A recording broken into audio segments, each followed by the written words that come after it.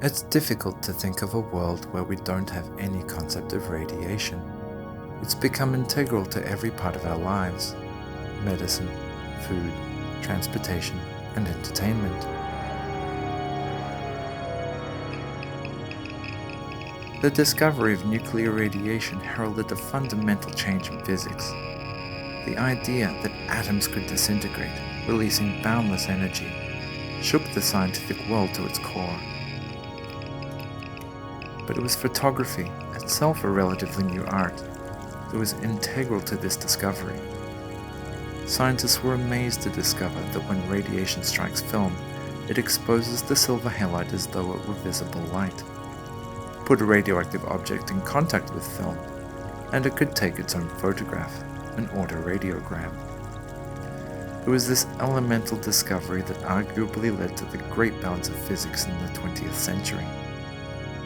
Our knowledge of radioactivity and its dangers, each milestone in the development of the atomic age, have been both marred and celebrated with the autoradiogram.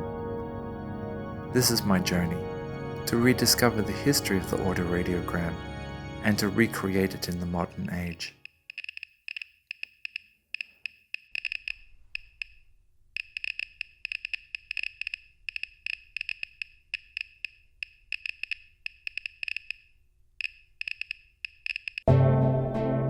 Fritz Gorer was one of the preeminent scientific photographers of the 20th century, documenting advances in science and technology for over 40 years.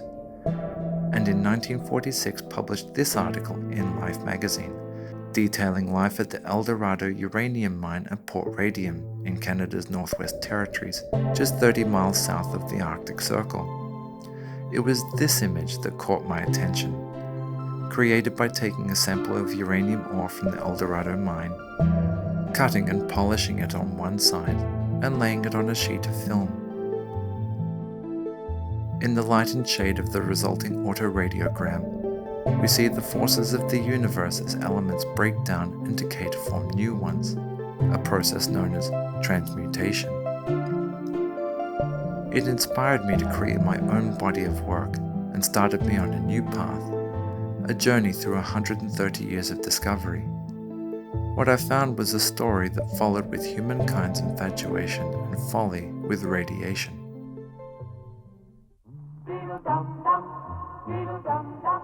To our parents' and our grandparents' generation, it was a word that threatened the world. The Cold War left a deep impression on those that grew up in that era.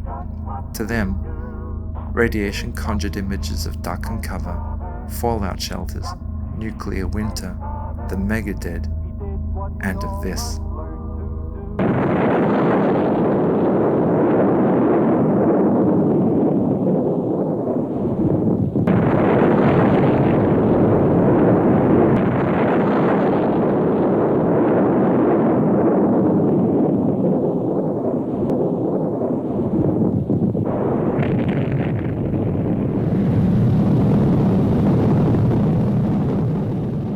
The world changed in a very short time. The development of the atomic bomb catapulted radiation into the public consciousness. But it was just the culmination of a journey that began 4 decades earlier, when a French scientist made an accidental and remarkable discovery.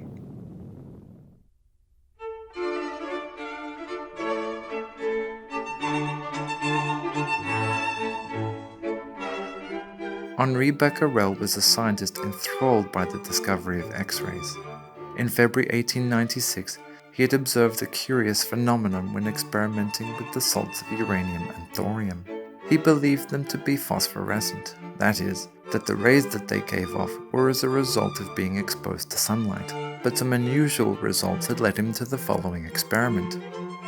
In a sheet of folded black paper, he placed a small quantity of uranium or thorium salts.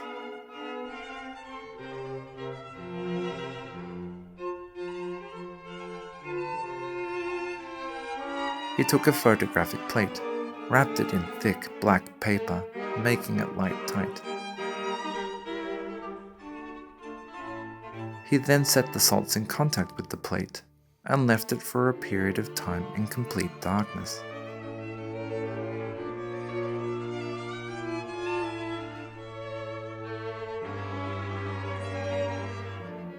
When he developed the photographic plate, it appeared fogged where the uranium was in close contact with the emulsion.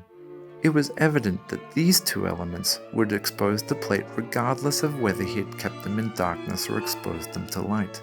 Within months, he arrived at the only explanation possible, that these elements spontaneously gave off energy that fogged the plate, and that this emission was the property of the elements themselves.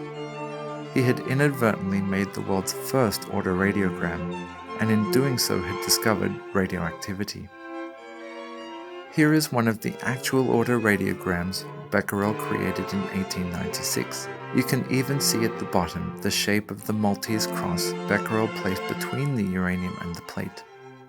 Becquerel won the Nobel Prize in 1903 for this groundbreaking and remarkable work. The discovery of radioactivity inspired a young student in Paris, Marie Curie. Determined to discover if any other elements exhibited this strange energy, she tested every known element at the time. She confirmed that only uranium and thorium exhibited the new rays, but was left puzzled by a strange discrepancy. The radiation of uranium alone could only account for 1/4 of the radiation present in uranium ore. She hypothesized that there must be yet another undiscovered element in the mineral, even more radioactive than uranium. Her subsequent discovery of polonium and radium captured the imagination of the public. But it was dangerous and intensely radioactive, over 1 million times more active than uranium. In taking autoradiograms with the new metal, she remarked in her book, Radioactive Substances, quote, "They act instantaneously upon a photographic plate, whereas an exposure of 24 hours is necessary when operating with uranium and thorium."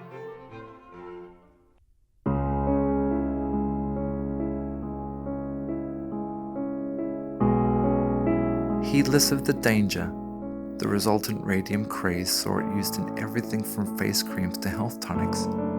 Sadly, it was the radium girls, women who painted the dials of watch faces with luminescent radium paint, that perhaps suffered most as a result of this new fad.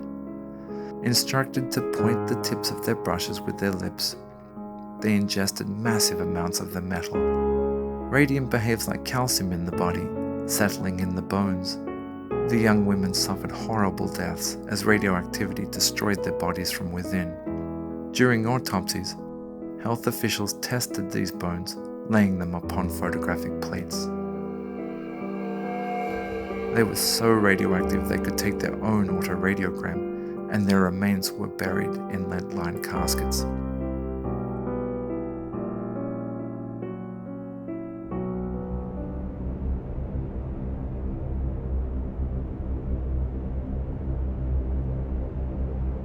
In 1946, the US commanded a nuclear arsenal of 0.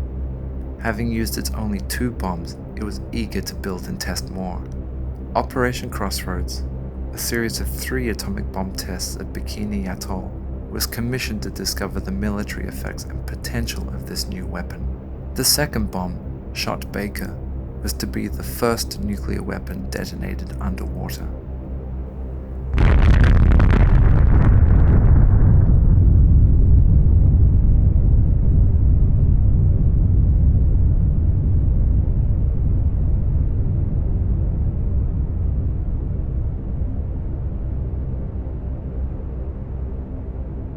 The explosion lifted 1 million tons of irradiated coral and sand into the sky.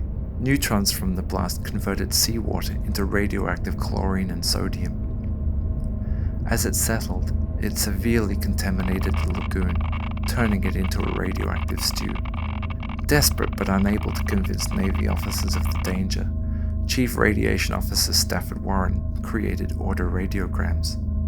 He took fish from the lagoon, bisected them longitudinally, dried them in a blast of warm air, and laid them on a sheet of film for several hours. Here is one of the autoradiograms that resulted. you can see the intensity of the radioactivity in the fish's organs and bones. It made visible the threat of radioactive contamination, a threat that could previously be downplayed or ignored. When the Navy brass were shown these images, they could no longer dismiss the threat as imaginary. The third atomic test, Shot Charlie, was cancelled. What do you think of when you hear the word radiation? Well, I think of waves going through the air. I think of the past.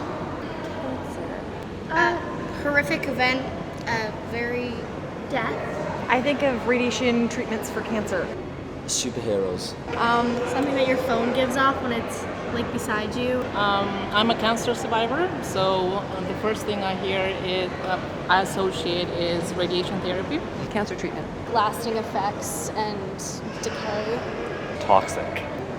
People dying. Yeah, like suffering. Disposal of nuclear waste.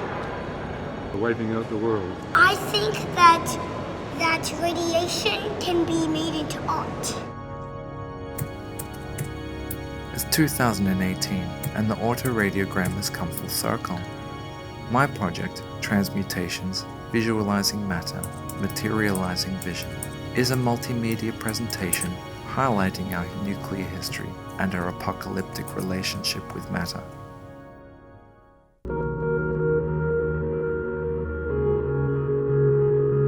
I'll be printing a series of autoradiograms using Uranotype, an alternative photographic process that uses photosensitive uranium salts. The photographic workflow will use entirely analog technology, an extensive process that requires several days and numerous steps for each print.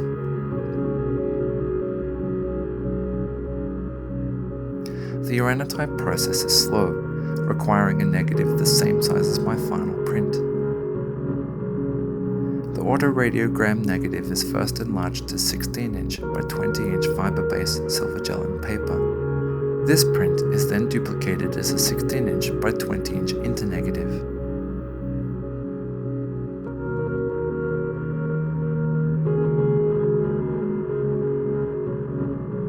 This ultra-large format internegative is then placed over the hand-coated Uranotype paper, placed in a vacuum printing frame, and exposed to a high-output ultraviolet light.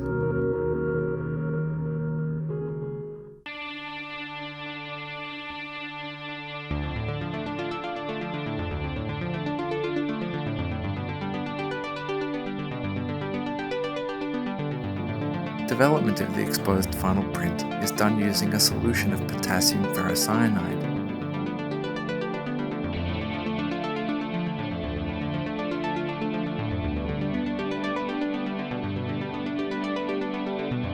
As the ferrocyanide reacts with the uranyl salt, an image slowly forms.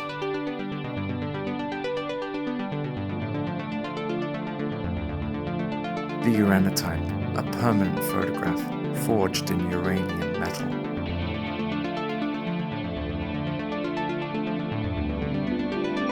They draw attention to the power of image creation and shaping imagination. The viewer, faced with images that crackle with radioactivity, connect with these materials and highlight the human embodiment and its fragile coexistence with matter in a new and completely unique way. The gradation of dramatic oxblood tones record the radiation as an aura through and around the mineral matrix, a map of radioactive elements within the rock. The Uranotype becomes a vibrant index of the specimen photographed that no current digital technology can replicate.